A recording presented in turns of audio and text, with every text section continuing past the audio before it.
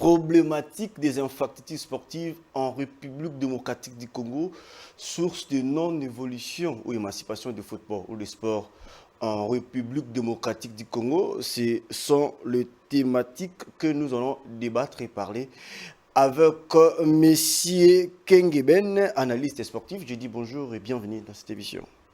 Bonjour, monsieur le journaliste, et merci pour l'invitation. Et bonjour à tout le monde qui sont en direct des Congo Base Sport. Voilà. Allez, juste à ma gauche, je suis avec Monsieur Deri Tinsumpa, analyste sportif et aussi agent de joueurs, à qui je dis bienvenue. Merci, monsieur Caleb. Merci beaucoup pour l'invitation et merci à vos sports. Et il y a DT Cédric Kisabaka, c'est lui le directeur technique du centre de formation Wedou Academy, à qui je dis bienvenue dans cette émission. Merci, monsieur Caleb. Bonjour à tous.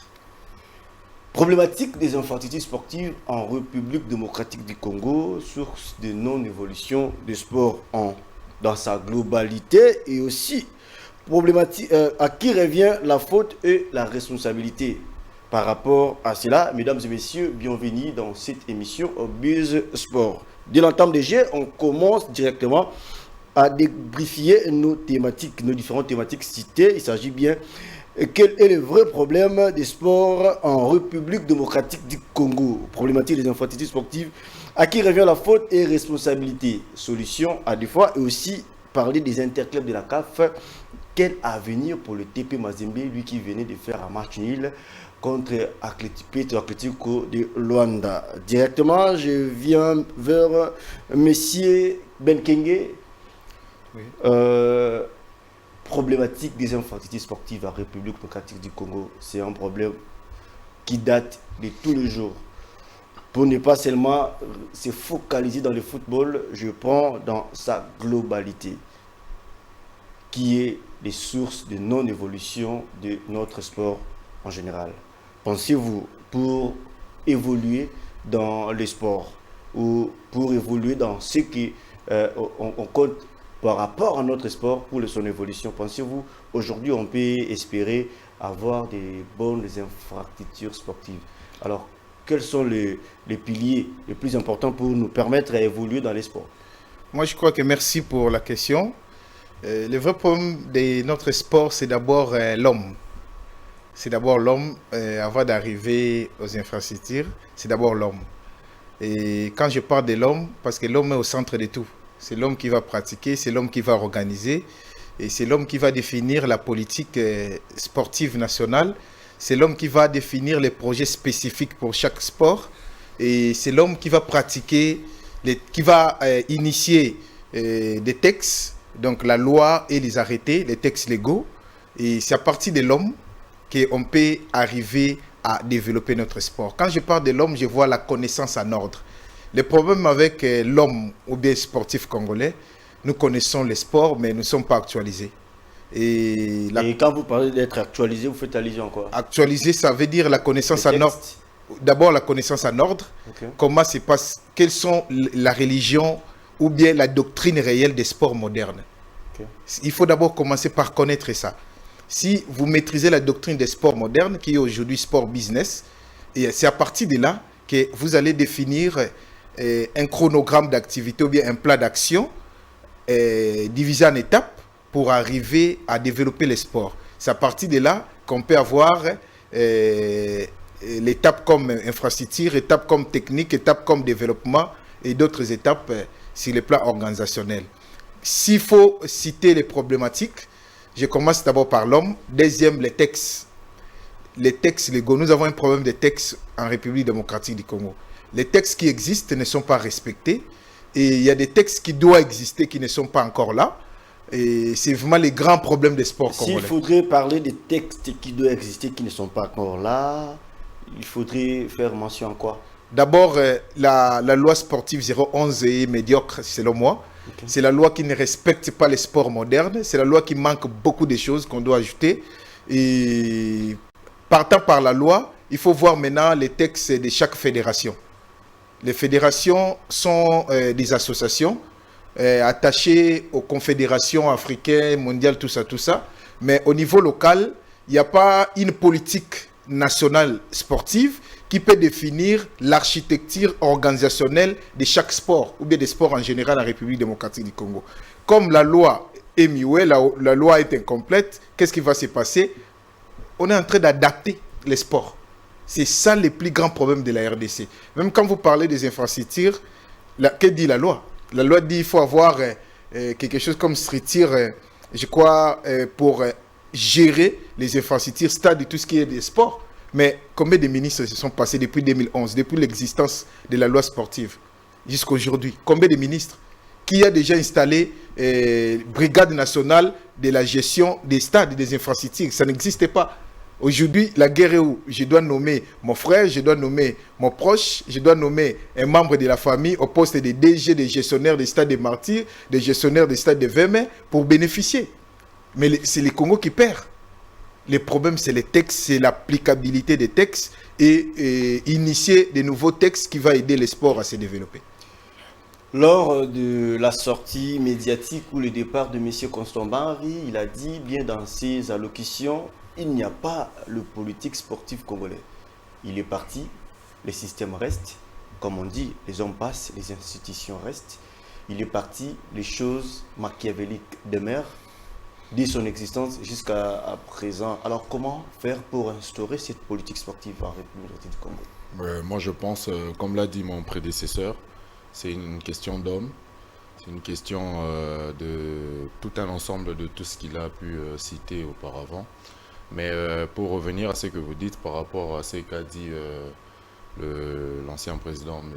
Constant Barry, bon, il était à la tête de la fédération, je pense qu'il il a quand même bien dirigé pendant longtemps, et quand il le dit, donc il parle d'une vérité absolue que lui-même a pu rencontrer, des vrais problèmes.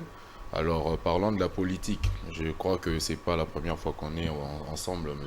Caleb. Je l'ai toujours dit, c'est un ensemble vraiment de tous les faits. Tout doit être pris en compte par les détails, comme le dit le prédécesseur. La nouvelle politique sportive est tellement vaste qu'il faudrait vraiment commencer par les souches.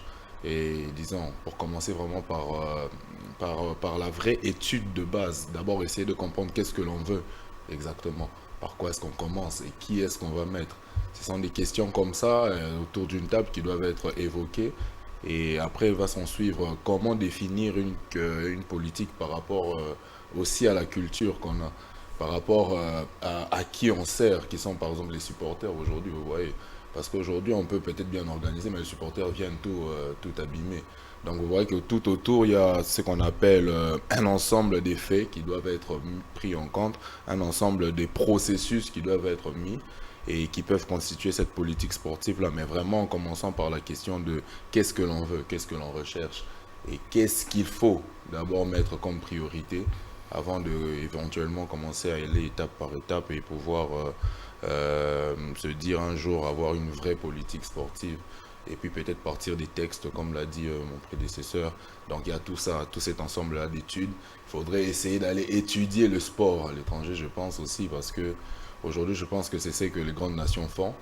Ils ont des gens, l'État met les moyens pour que ces agents aillent étudier à l'étranger et revenir avec les nouvelles stratégies, les nouvelles façons de faire. Et pour parler aujourd'hui de sport business, parce qu'il faudrait penser à cela aussi. Aujourd'hui, il ne faut pas que le sport puisse seulement être un gagne-pain pour certains, mais vraiment pour la communauté en général. Et tout ça, c'est une culture. C'est une vision. Alors, comment inculquer cette culture-là aux dirigeants? Parce qu'aujourd'hui, nous avons aussi un sérieux problème de dirigeants qui n'ont pas cet esprit management, mais aussi dans le ministère des Sports, s'il faudrait les dire comme ça. Et pensez-vous s'il faudrait inculquer cette pensée ou cette démarche, par où il faudrait commencer, où il faut cibler pour évoluer? Ouais, moi je pense que premièrement d'abord, c'est une question de vocation. Okay. On ne peut pas inventer, on ne peut pas prendre quelqu'un qui parle de sport mais qui ne l'a pas comme passion. C'est une question de vocation. Et puis c'est une question de critères de sélection. Qui est-ce qu'on sélectionne? Comment ça se fait en fait? Par petite expérience dans d'autres pays, pour que quelqu'un soit par exemple ministre de sport, il y a il y a tout autour de lui, vraiment un monde sportif. On le connaît, on sait qui il est, on sait d'où il vient. Mais si on revient dans ça, je pense que l'ancien ministre des Sports, M. Marcel Amos Mbayo, beaucoup de fois conseiller dans la même ministère. Et vous passez, il y a Serge Chimbo-Konde qui était tantôt ministre provincial au niveau de Katanga, Lubumbashi, et actuel ministre des Sports, Kabulo Konseni, qui a servi Voro, on a un fils maison. Aujourd'hui, le rouage n'a pas permis, on peut dire comme ça. Ouais, encore une fois, malheureusement, pas beaucoup de commentaires à ce sujet, mais malheureusement, ça n'a pas encore permis. On pensait peut-être avoir quelqu'un qui a cette vocation, mais malheureusement, encore une fois de plus, nous sommes en train d'aller dans la même logique formelle. Alors, je reviens pour prendre les M. Xedik Sabaka. Je voulais commenter. Oui. Je voulais commenter par rapport à votre question. Vous savez, le sport, c'est comme un chantier. Et les chantiers des sports congolais n'ont pas la chance parce qu'il y a souvent des ministres maçons. Mais cette fois-ci, je crois qu'il faut un ministre architecte. Ministre maçon. Tantôt on dit ministre, tantôt les autres pensent avoir un ministre administratif, par exemple, parce qu'il y a eu des états généraux des sports et après, ce sont des lettres mortes qui rien ne change, rien n'évolue. C'est pour cela que je vous dis... Pensez-vous un architecte peut achever à ces démarches? Oui, parce qu'un architecte, il travaille avec tout le monde. Même maçon peut venir un pas, deux pas, chambre à ban. C'est comme ils font aujourd'hui. Okay. Nasalika Léopard recueilli, j'ai fait ça, l'équipe nationale gagne un match, les ministres est bon. Mais c'est pas ça les sports, c'est pas ça les ministères des sports. Il faut avoir un plan divisé en étapes qui respecte les textes, qui respectent tout ce qui est sport. Je vais vous dire quelque chose. Le sport mondial aujourd'hui pèse plus de 625 milliards d'euros de dépenses annuelles par an. Plus de 625 milliards d'euros. Et j'ai eu la chance de faire des études avec quelques experts de l'industrie des sports mondial, en parlant de Madewis, Goyaidor, avec M. Sobra, Denis Sobra. J'ai fait avec Rock Nation de Jay-Z, avec mon ami Oussama, avec les gens d'Adidas, beaucoup de gens. On a eu à parler, à discuter autour des sports congolais. Je peux vous dire que la RDC n'est pas acteur dans les 625 millions. Il ne produit rien et il ne gagne rien dans tout ça.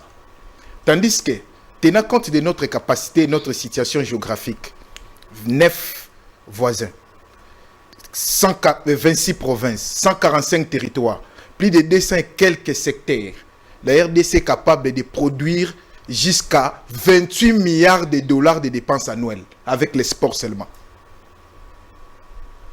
Mais il faut avoir un ministre architecte. Est-ce que, bon, je ne parle pas des noms de tout ça. Est-ce que nos ministres maçons connaissent tout ça? C'est ça le problème des sports congolais.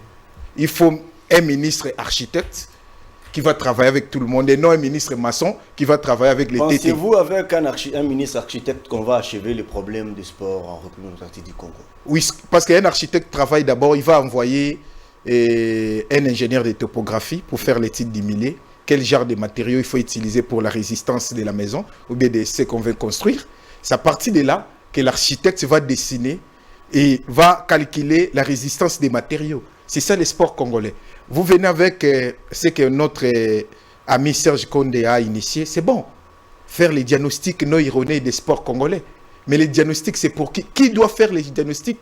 C'est comme si vous envoyez un infirmier au laboratoire aller faire des examens. Il faut inviter des laboratoires, des gens qui sont experts en tout ça, pour découvrir la maladie, ou bien les maladies, identifier les vrais problèmes au fond de la profondeur des choses. Mais vous invitez les infirmiers faire des examens. Mais est-ce que c'est la malaria? C'est ça le problème des sports congolais aussi. C'est exactement ça. Voilà. Quel est le vrai problème aujourd'hui des sports congolais? Le vrai problème dans sa globalité. Le vrai problème, c'est quoi? Pour ce qui bloque la machine pour l'évolution des sports congolais. Non, mais mes prédécesseurs m'ont pris tous les mots. Ils ont tout dit, donc il n'y a rien de nouveau. Le premier problème, c'est l'homme, comme l'a dit le manager Ben Kenge. Le sport se pratique et s'organise par des connaisseurs de sport. Connaisseurs des sports ne veut pas dire que tu as bossé dans les secteurs du sport pendant 20 20 ans, ans, oui. tu as bossé dans les sports pendant 50 ans. Tu peux être là en train de bosser dans les secteurs du sport, mais tu ne maîtrises pas comment se font les choses. Hein? Aujourd'hui, c'est on peut dire parmi les secteurs les plus importants de l'économie mondiale, le sport. Parmi les secteurs les plus importants de l'économie mondiale, d'abord en termes de chiffres et deuxièmement en termes de développement. Parce que le sport commence à la base, ça commence chez les enfants. Les écoles travaillent avec les acteurs du secteur de sport. Donc les sports va de pair avec l'éducation. Vous voyez donc, à la base c'est ça. Le grand problème du Congo, c'est que comme mes prédécesseurs l'ont dit, on vit dans des façons de faire, dans des façons de faire qu'on ne veut pas changer. En fait, je suis juste là en train... je suis dans un poste, je suis responsable d'un poste, mais en soi, je ne viens pas innover, comprendre comment est-ce que le monde évolue dans ces secteurs-là, l'adapter au contexte culturel et environnemental congolais pour apporter ma touche. Donc, on est dans la continuité de ce qui se fait, ce qui était, et rien n'évolue, rien ne change. Alors, du coup, un grand écart se creuse avec les autres qui avancent. Voilà pourquoi le sport congolais, en termes de résultats, même je viens de vous le dire, si la RDC fait quelque chose de bon en termes de résultats, c'est par le talent. Mais c'est pas par vraiment comment je peux dire, la base, la pratique, l'organisation comme les choses sont faites. Essayez de voir un peu dans le foot. Prenons le sport le plus populaire au monde. Il y a des nations dont on ne parle pas en termes de résultats. Alors du coup, il y a des gens qui ont compris et qui ont mis en place quelque chose. Aujourd'hui, tu es en face de la Mauritanie, il faut tenir bon. Tu es en face du Madagascar, il faut tenir bon. Tu es en face du Comore, il faut tenir bon. Parce qu'à la base, il y a des gens qui ont compris comment les choses se font et ont mis en place quelque chose. Alors qu'ici, on est dans des pratiques anciennes qui n'aident pas le sport à se développer. Alors, pour éviter qu'il y ait cette pratique ancienne, pour éviter à chaque fois cette problématique des cercles vicieux, et on se plaint à chaque fois par rapport à cette même maladie, pour l'éviter, qu'est-ce qu'il faut? Vous savez, quand vous êtes dans un environnement qui n'évolue pas, la responsabilité première, on le jette à celui qui a la tête, en fait. C'est lui qui est la tête. Quand on te nomme responsable de sport dans un pays, il faut, prendre cette responsabilité comme étant ton habit. C'est à toi d'initier. Alors, on initie avec des hommes. Le manager vient de parler d'un ministre architecte. Un architecte travaille avec les hommes. Ça veut dire quoi? Tu es là, dans ta tête. Généralement, ici, quand on te donne cette responsabilité, les gens sont en fait, ils sont dans la joie. Alors qu'ailleurs, c'est des défis. À relever. C'est des défis à relever. Voilà, d'abord, ça doit être ce défi-là. Et puis, du coup, moi, je dis que, comment je peux dire, il ne faut pas pistonner des responsables de sport.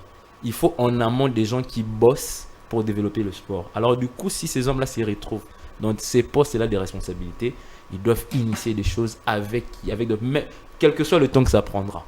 Parce que c'est aussi le mal avec nous, c'est la pression du temps. On bosse selon les mandats politiques. Alors qu'en réalité, on devait bosser sur des projets. Voilà, le sport se développe avec des hommes, comme je l'ai dit, qui savent ce qu'il faut faire et trouvent des gens autour qui peuvent faire quelque chose.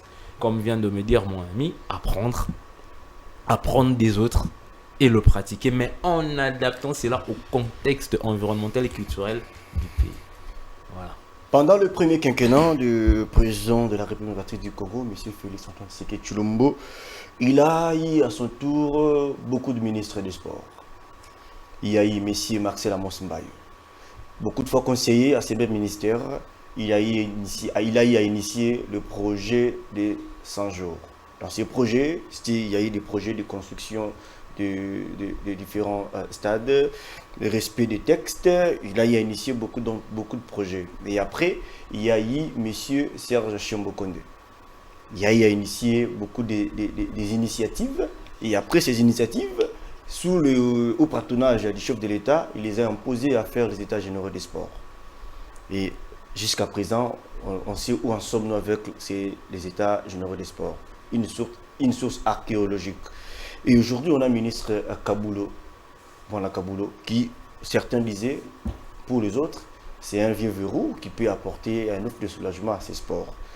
Aujourd'hui, on peut dire que les sports où M. Kabulo n'a pas arrivé à soulager les soucis premiers des sports congolais. Voilà, mon frère, avant de continuer, Et je vais d'abord, avant de répondre, voulais-je dire, je vais d'abord vous dire quelque chose. 5 ans, 3 ministres, ça explique déjà que le sport ne va pas évoluer. Parce que si tu es bon, on a vu des ministères avec des ministres pendant ces 5 ans-là qui n'ont pas bougé. Pourquoi? Parce que ce sont des gens qui travaillent. On a vu des ministères avec des ministres seulement. Celui qui était avant ne travaille pas. Celui qui est arrivé travaille. Mais pourquoi chez nous, au sport, il y a 3 ministres déjà? Il y a quelque chose qui ne va pas. Ce n'est pas la politique. Alors, s'il faudrait dépister cette maladie. Pour remédier à tout ça, la première des choses, c'est me nommer ministre des sports. Pensez-vous, si vous êtes ministre aujourd'hui, vous allez... je vais continuer. Okay. La première des choses comme solution pour le sport de la RDC, c'est de nommer M. Ben Kenge ministre, parce que je suis architecte. Ça, c'est un. Deux, avec la connaissance en ordre, je vais vous dévoiler quelque chose. Je suis parmi les rares Congolais qui ont un master en gestion sportive et management chez CHES, Centre international des études des sports. Je suis parmi les rares Congolais. Ça veut dire aujourd'hui, un architecte, on m'a appris comment développer les sports, comment remédier aux problèmes des sports, comment gérer les sports administrativement et technique. Et au-delà de tout ça, j'ai eu à faire des formations de management. Je suis coach de football. Je suis acteur dans le monde des sports parce que nous avons notre centre à Bandundu qui est Mako Foot. J'ai coaché des équipes d'ici, de Bandundu, de Bukavu, de Kinshasa. Partant de cette expérience que vous êtes en train de parler, pensez-vous si on je suis en train de ministère des Sports, oui, vous allez soulager les Congolais? Mais je suis né pour ça. Ah, c'est vaste, les sports. Mon frère, mon frère, je vais vous dire quelque chose. Si je suis né parce que les sports existent, si les sports n'existaient pas, M. Ben n'allait pas exister. Dieu m'a envoyé, j'ai une mission que le destin m'a donnée, de changer les choses et de développer les sports congolais. Donc, ça, c'est la première des solutions. Avoir M. Ben comme ministre. Et après ça, c'est réunir tout le monde, les acteurs, les anciens ministres. Parce que ce sont des gens qui ont travaillé. Et tu penses qu'ils vont servir le modèle pendant que vous êtes en train de les critiquer déjà au départ? Non, je critique personne. Je suis en train de critiquer les effets. Je suis dans ce qu'on appelle le réalisme, voulais-je dire. Moi, je ne critique pas les gens. Je critique les projets. Je critique ce que les gens peuvent faire. Si vous parlez par exemple de Amos Mbayo, vous savez, c'est parmi les gens que je respecte beaucoup. C'est un acteur majeur de notre sport, mais il n'est pas architecte, je vous dis. Parler de mon frère, mon ami Serge Condé, c'est un acteur de sport, c'est quelqu'un qui maîtrise les sports au CMP, les sports congolais bien sûr, pas les sports modernes. C'est un maçon, c'est pas un architecte. Si vous parlez de Kaboul, Kaboul n'est même pas un maçon, c'est un TT, un tout travaux de chantier de sport. Donc ce sont des gens qui peuvent faire quelque chose, mais ils n'ont pas un projet, ils n'ont pas une vision globale, une vision en 3D comme nos gens des vidéos disent. Et donc une vision en 3D pour développer les sports. Ça n'existe pas, il n'y en a pas. Les problèmes des sports congolais, c'est ça. Moi, je crois que les chefs de l'État et les futurs premiers ministres doivent d'abord voir par rapport au sport. Parce qu'aujourd'hui, je vais vous prendre des exemples. Je suis aux Seychelles 2022. Aux Seychelles, c'est un pays avec 500 quelque chose 1000 habitants, d'où le sport n'était pas évolué. Il y a un monsieur qui est arrivé comme ministre, un architecte, qui est mon collègue, on a étudié ensemble en Suisse, au Centre international des études des sports. Il est arrivé, il avait un projet, il avait une vision par rapport au sport séchellois. Qu'est-ce qu'il a fait? Il a d'abord engagé les directeurs techniques dans toutes les fédérations. Et les directeurs techniques, là, ce sont des étrangers qui maîtrisaient les sports. Pas les sports locaux, mais pas les sports locaux. Mais ce sont des professionnels qui sont venus de France, Belgique, Angleterre, tout ça, tout ça. Ce sont que des directeurs techniques. Et les directeurs techniques à Dieu, c'était les Seychellois. Aujourd'hui, si vous allez aux Seychelles, je vous dis, bientôt on va participer avec nos amis de Wedi à un tournoi de I16, I17 avec la fédération seychelloise. Aujourd'hui, le sport aux Seychelles se développe. Je vous dis, dans 5 ans, Seychelles sera champion d'Afrique.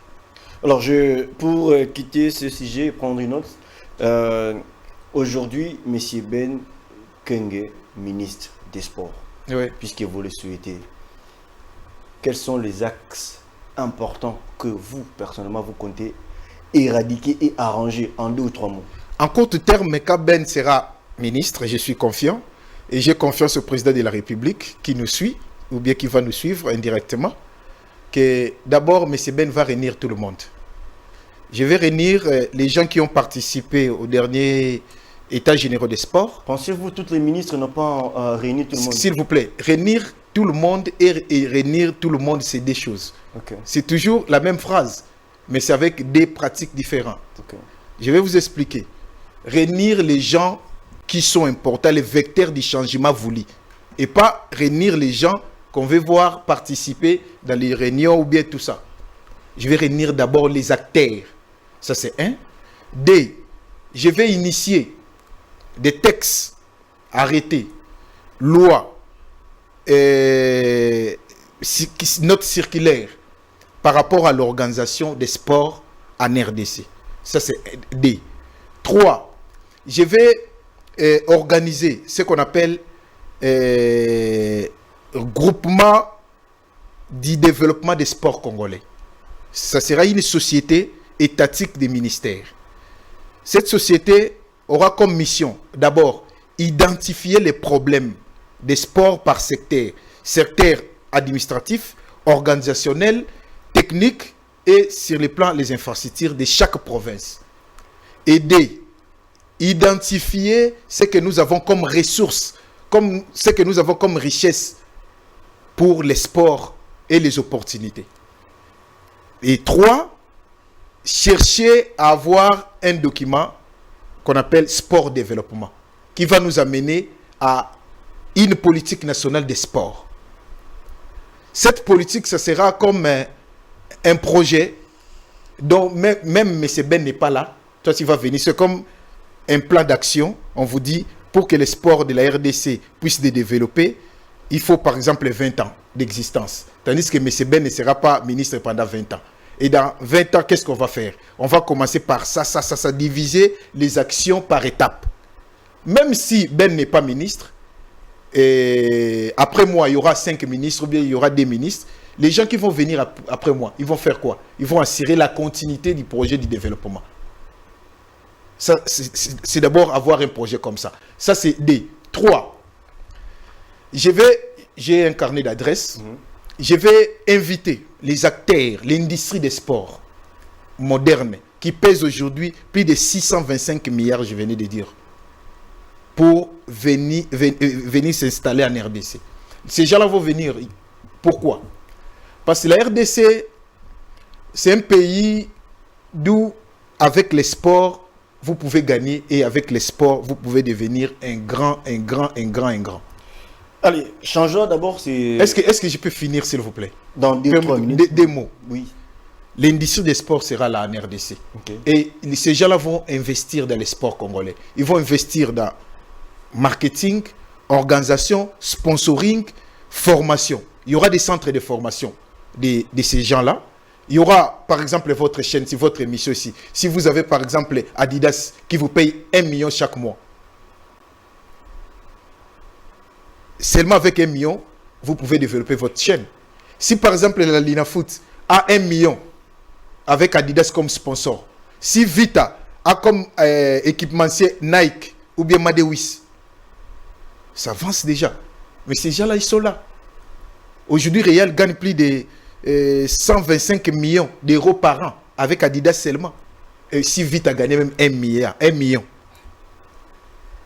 Donc, ce sont des choses que je vais faire pour arriver. Mais je crois que bientôt, je vais organiser une émission d'où je vais inviter les journalistes de sport pour parler de notre programme. On reviendra sur ça. Problématique des infrastructures sportives en République démocratique du Congo. À qui revient la faute? Responsabilité et solution. Monsieur Derry Tchounsumpa. Aujourd'hui, on a des problèmes sérieux en termes des infrastructures sportives. Le projet Prostam, initié par l'ancien Premier ministre, M. Matata Ponyo-Mampon, le projet de construction des différents stades municipaux. Je cite, Stade Bonga Bonga à Barombu, Olsen, le terrain municipal de Bandalungwa, reçu le terrain municipal de monsieur, dont le nom a été initié, le nom de M. Santos Moutubile, qui ne profite pas à la jeunesse dans sa globalité. Est-ce qu'aujourd'hui on peut dire que ce projet est un projet machiavélique qui n'a pas aidé les jeunes ou le sport ou le foot encore à évoluer? Oui, on peut le dire. Les infrastructures ont été évidemment construites, mais on voit que dans la gestion, il y a un problème parce qu'aujourd'hui, en principe, dès le départ, c'était prévu pour la jeunesse. Mais aujourd'hui, je crois que moi, je suis quelqu'un qui est plus en contact avec le monde du sport dans son réalisme. Ça veut dire en contact avec les athlètes, en contact avec la population. Et tu entends, tu fais un sondage et tu vois que c'est pas permis aux jeunes, par exemple, de venir évoluer, de venir faire des matchs. Et même nos championnats aujourd'hui, on souffre.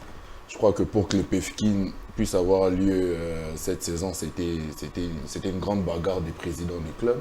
C'est pas normal, on se demande ce qui va pas.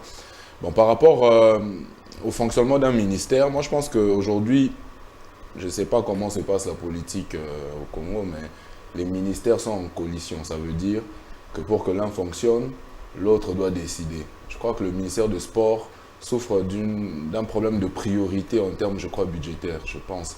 Parce que si le ministère des Sports avait assez d'importance, comme le dit M. Ben, l'importance aux yeux de la hiérarchie ministérielle, je crois qu'on aurait dû mettre vraiment le ministère du Sport comme priorité. Parce que des fois, on entend dire, voilà, les fonds ne sont pas arrivés parce qu'il y a le ministère des Finances qui a bloqué, par exemple. Bon, ok, les projets sont là au ministère des Sports, mais on nous dit à un moment donné, ouais, on ne peut pas allouer un tel budget parce que voilà, il y a d'autres priorités pour l'instant, parce que le pays a tel problème. Ah, mais c'est pas toujours pour les sportifs, il y a aussi d'autres ministères qui doivent vivre. Donc, vous voyez que c'est un ensemble, comme je disais dès le départ, c'est un ensemble de plusieurs choses qui doivent être un peu bien régulées, qui doivent être bien assimilées et qui doivent être bien précis en termes de priorité.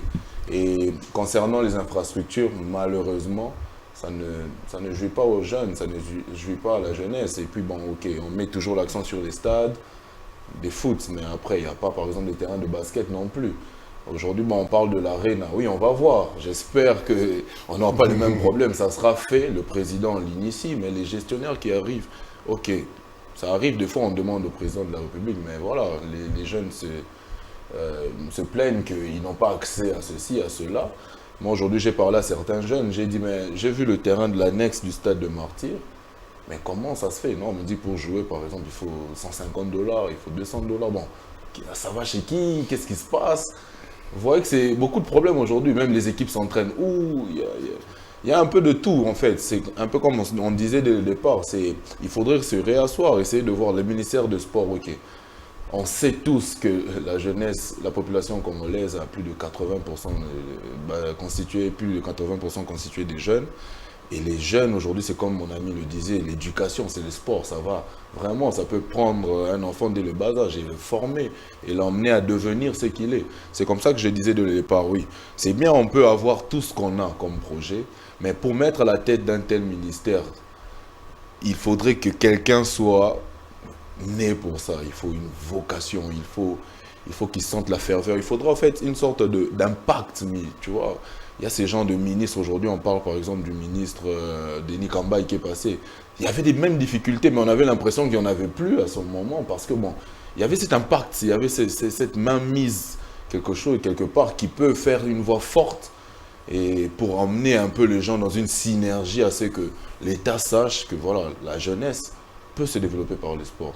Et les infrastructures, lorsqu'elles sont construites, bon, après c'est dans quelle mesure, ça revient à qui? Le gestionnaire, c'est qui? Bon, ok, des fois on a les problèmes de celui qui l'a construit en une année, il quitte, et après qui vient remplacer? Qu'est-ce qui va se passer? Donc il y a un peu tout ça. Là, je crois que la question revient surtout à qu'est-ce qu'on veut, qu'est-ce que l'on veut exactement, et qu'est-ce qu'on doit faire. Même si on le construit aujourd'hui, oui, mais après dans la gestion, ça se passe comment? Comment est-ce que ça va arriver jusqu'à ces jeunes qui n'ont pas de sous pour pouvoir mettre le pied sur ces infrastructures? Donc ce sont des questions, vous voyez. Aujourd'hui, la RDC dans sa globalité, s'il faudrait aller dans des coins et recoins, dans les différentes provinces, il faut même citer, depuis un peu plus de 7 ans, aujourd'hui, depuis que ce stade est à l'état d'abandonnement, s'il faudrait le dire comme ça, les stades Sokol à Boma, où les jeunes de Boma souffrent aussi de ces mêmes problèmes. Il y a les stades de Mumba à Matadi, les jeunes de Matadi ne jouent que les championnats de la Ligue D au niveau de stade Inga, stade Mavungu ou encore stade Damar. Donc il n'est pas dans les normes adéquates pour jouer. Monsieur le DT, à qui revient la faute? Non, mais si on tourne autour de à qui revient la faute, en tout cas, on ne va pas trouver des solutions à la fin. Je pense qu'on a une culture générale, comme je veux dire à la congolaise, d'être des mauvais gestionnaires des biens publics. Okay. Hein, on n'est pas des bons gestionnaires des biens publics. Je vais donner un exemple banal. On construit des passerelles sur le boulevard Lumumba à Limete. La dernière fois que j'ai eu ce courage de monter dans ces passerelles, j'ai beaucoup regretté l'état actuel de ces passerelles que vous voyez à Limete. Hein, vous savez si ça doit commencer par une culture naturelle chez nous-mêmes. Si on n'a que le stade de Martyr, comment est-ce que nous-mêmes on gère ça? Alors du coup, comme on a dit ici, ça devient un problème général. Un souci de culture, de comportement. Il doit y avoir quelqu'un de spécial dans la tête pour frapper du doigt et changer les choses. Hein? Parce que le souci c'est quoi? Il venait d'avoir la francophonie. On a bénéficié des terrains, de quelques terrains, tout ça. Mais il faut aller voir. Il faut aller voir le terrain de foot à l'annexe du stade de Martyr. Hein, vous parlez de... Il n'y a pas accès pour ceux qui n'ont pas de sous. Mais voilà, il n'y a pas accès pour ceux qui n'ont pas de sous. En attendant, c'est inexploité. Mais comment c'est géré? Comment je peux dire, sécurisé, protégé? C'est presque déjà foutu. Hein. Voilà, la pelouse, c'est qu'elle est. Donc, je te dis que ce problème, il est général. Alors, moi, je pense, personnellement, il faut prendre des exemples juste à côté. Le ministère de Sport ou le sport en général ne doit pas avoir une connotation politique. C'est vrai que c'est un ministère, hein, c'est directement lié à la politique. Mais je pense que le ministère des Sports, si on veut développer le sport, doit être, un secteur ou un organe qui est chapeauté ou qui travaille avec des privés. Pourquoi je dis ça? Nos équipes nationales dépendent financièrement des fonds de l'État, mais c'est impossible. Pourquoi? Le sponsoring aujourd'hui dans le monde actuel, ce n'est pas de la magie, hein, ce n'est pas quelque chose d'extraordinaire. Il faut avoir des industries privées qui soutiennent ce secteur-là. C'est vrai qu'on a besoin des moyens. Le sport au Congo fonctionne un peu comme la fonction publique. Hein, moi, je suis dans le sport, hein, je suis coach, je fais le suivi des dossiers des joueurs. C'est la fonction publique. Les histoires des transferts, il y a un papa qui est dans un poste qui ne peut pas bouger. Il travaille là, c'est son travail. Voilà, du coup, tu ne sais pas développer ces secteurs parce qu'il y a quelqu'un qui travaille là-bas, que tu ne peux pas envoyer au chômage. Alors que c'est un secteur qui doit changer, qui doit se développer, parce que le sport doit se développer. Alors, deuxièmement, comme je peux dire, les privés développent généralement, mais la plupart des clubs de foot aujourd'hui, c'est entre les mains des privés. Hein, ce sont les privés qui mettent leurs moyens, peut-être sans gagner quelque chose en retour. Les terrains doivent être gérés par des privés. Même les terrains les plus... Moi, je pense que pour le développement du sport, il faut travailler avec les écoles. Dans chaque école, on doit imposer. On vient de parler des textes qui doivent dire que une école doit avoir un terrain de foot, un terrain de basket, un terrain de... une imposition. Un quartier. En Afrique du Sud, par exemple, c'est le cas. Chaque quartier a, son cercle sportif qui est accessible à tous les jeunes du coin. À Kinshasa, par exemple, je pars à Kingabwa, il y a le terrain Waya Waya. Waya Waya a été rénové. Félicitations à la personne qui l'a fait. J'étais là, j'avais aimé. Le projet est bon. L'accès y est donné aussi à tous. Mais il faut voir comment est-ce que des gens qui y accèdent détruisent le terrain. Vous comprenez? Déjà, il faut éduquer la population dans ce sens où c'est votre terrain. on ne tue pas ce qui nous permet de nous développer. Alors là, c'est aussi un problème de tête d'éducation. Comment je dis, les secteurs sont liés, le sport doit être lié à l'éducation. Une population doit être éduquée pour protéger les infrastructures sportives. Donc il faut, comme je dis, je me répète, pour être bref et être un peu plus clair, il faut que le ministère du Sport soit une institution soutenue par des privés.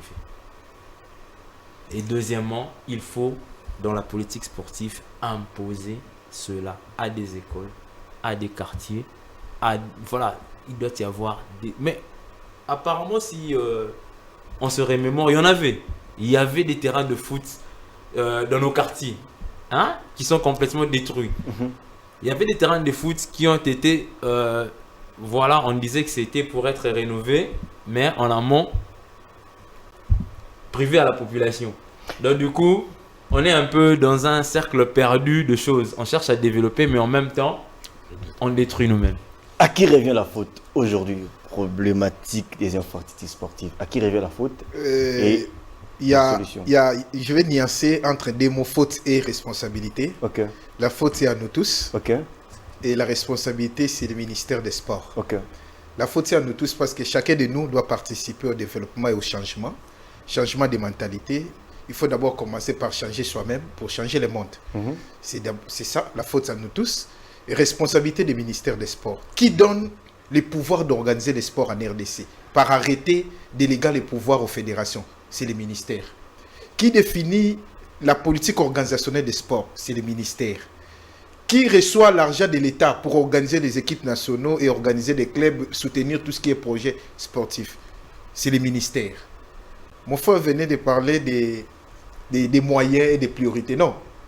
C'est les problèmes des projets de vision. Je vous informe. Par exemple, les projets des États généraux. L'État a financé des millions de dollars. 2,5 millions ou plus. Les projets légers de la francophonie ici. Tu sais, l'État dépense combien? Si le léopard de la RDC joue, c'est parmi des ministères qui est budgétivore mais qui ne produit pas. Qu'est-ce que le sport produit aux caisses de l'État aujourd'hui? Zéro. Mais nous exigeons beaucoup. Il faut un ministre qui va dire au gouvernement, qui va venir avec un projet, une vision, que voilà, avec les sports congolais, je peux arriver à mobiliser par exemple 10 millions d'euros par mois pour l'État. Et si par année, vous arrivez à mobiliser par exemple 120 millions et vous demandez 60 millions pour un projet, qu'est-ce que l'État va faire? Il vous donne directement. Alors pour arriver à mobiliser... Donc, les responsabilités, c'est l'État, c'est les ministres. Moi, je crois qu'il faut, je vais répéter, il faut un ministre architecte qui a une vision d'abord d'aider les Congo, pas seulement avec les sports, de mobiliser les moyens. Moi, je vous dis, moi, je suis ministre aujourd'hui, je peux produire 5 premières années, je peux produire jusqu'à 12 ou 13 milliards de dollars. Pensez que c'est possible? Pour la République. Je vous dis, ça c'est le minimum. Je vous parle du minimum. Parce que je maîtrise comment produire ça. En 2-3 mots, comment arriver? Pour arriver, on ne peut pas tout dévoiler ici. Parce qu'il y a des voleurs des idées des gens. Et je crois qu'il y aura un temps qu'on va présenter notre projet. Mais par rapport aux responsabilités, c'est le ministre des Sports. C'est les fédérations. Parce qu'aujourd'hui, les fédérations, qui sont les directeurs techniques? Qui sont les coachs des équipes nationaux? Qui sont des athlètes? Est-ce qu'en RDC, nous avons un jeu congolais? Est-ce que nous avons un championnat national? S'il vous plaît. Nous avons... il y a Fatika. S'il vous plaît. Nous avons un championnat tournoi, quelque chose olympique de la RDC. Il y a Fatika. D'où il y a des acteurs. Il y a M. Kaboul qui a organisé Fatika. Il court à la deuxième édition. Budget bivore. Sans impact économique, sans impact culturel, sans impact politique, sans impact sportif. Donc, c'est zéro. C'est pourquoi je vous parle d'un ministère budgétivore. Ça, c'est un. Par exemple, quand il faut développer les sports, moi, je vais vous donner un exemple. Quelque chose, j'ai un projet, sport à l'école et sport de l'école. sport l'alliance. à l'école et sport de l'école. Ok. Sport à l'école, ça veut dire quoi? La pratique des sports dans les écoles. On voit primaire et secondaire, sport universitaire avec ICO6 et ICO6 au niveau primaire et sport militaire. C'est ça les sports à l'école. Et sport de l'école, c'est comme des centres de formation WEDI, centre de arts martiaux, centre de basket. Ça n'existe pas en RDC. Ça n'existe pas. Voilà, c'est ça les sports à l'école. C'est ça les sports de l'école. Ok. C'est avec un projet pareil, 3 ans après, vous avez des médaillés d'or olympiques. Vous avez des équipes championnes avec basket. Vous avez des équipes championnes avec Jeux olympiques, par exemple le football. Vous avez des meilleurs athlètes de la RDC. Nous y reviendrons un peu plus tard, vu que le temps nous fait défaut. On court vite. En un mot, Mazembe, quel avenir pour Mazembe à cette compétition des interclubs de la CAF? Non, ils ont fait 0-0 à domicile. Là, je parle en tant que technicien. Ils ont 90 minutes pour aller faire un résultat à l'extérieur. C'est un match nul. Donc, ils ne sont pas... ils sont en difficulté par rapport au terrain. Ok. Ils vont jouer à l'extérieur, mais ils ne sont pas éliminés s'ils sont concentrés et qu'ils donnent le meilleur de... Et qu'est-ce qui n'a pas marché sur le plan technique? Non, c'est un match de foot normalement. Tactiquement, ils étaient bien en place. J'ai suivi le match. En face, c'était Petro Atletico, une équipe qui monte beaucoup, mais ils n'ont pas été efficaces. Ça arrive, il faut rectifier les tirs et voilà, ils ont toutes leurs chances, j'espère. La chance que vous accordez à cette équipe de Mazembe? Bon, après le match, on peut comprendre, après le point de presse du coach Lamine Ndiaye, qui a soulevé un point essentiel, c'était un manque de lucidité juste devant le but. Mais Mazembe était bien en place. Mais aussi, il faut soulever que Pedro, ça fait 7 matchs maintenant qu'ils n'ont pas encaissé.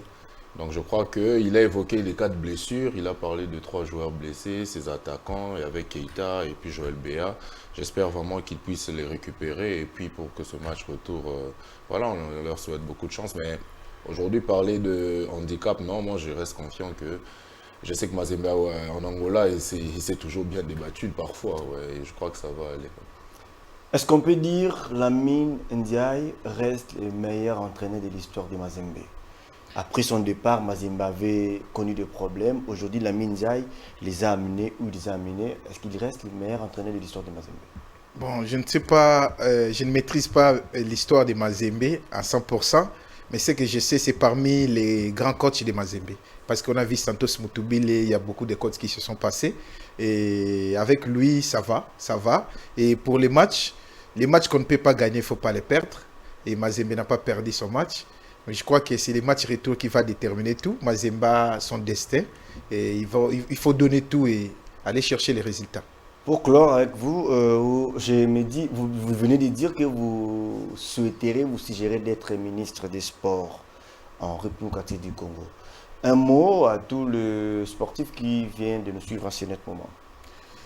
Priez pour moi, priez pour Fatih, que les cœurs de Fatih puissent me voir, parce que je suis l'homme que le destin a envoyé pour le changement et le développement des sports congolais. Allez, pour moi, je vous dis vraiment merci. Merci à M. Derichi Sumpa, merci à Lité Cédric Sabaka, merci à M. Ben Kenge, merci à toute l'équipe technique qui nous ont accompagnés, soutenus pendant cette émission. Je vous retrouve le lundi prochain à la même heure. Au revoir.